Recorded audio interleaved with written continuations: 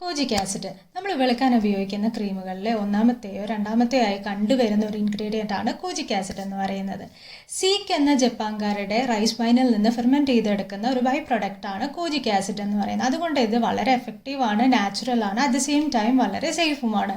നമുക്കിത് എത്ര നാൾ വേണമെങ്കിലും ഉപയോഗിക്കാനായിട്ട് സാധിക്കും. ഇനി ഈ കോജിക് ആസിഡ് ഉപയോഗിക്കുമ്പോൾ നമ്മൾ ശ്രദ്ധിക്കേണ്ട ഒരു മെയിൻ കാര്യം എന്ന് പറയുന്നത് സൺ എക്സ്പോഷർ കുറച്ചേ പറ്റുള്ളൂ. അതുപോലെ തന്നെ നല്ലൊരു ബ്രോഡ് സ്പെക്ട്രം സൺസ്ക്രീൻ നമ്മൾ ഉപയോഗിച്ച് അത് മസ്റ്റായിട്ടുള്ളൊരു കാര്യമാണ്.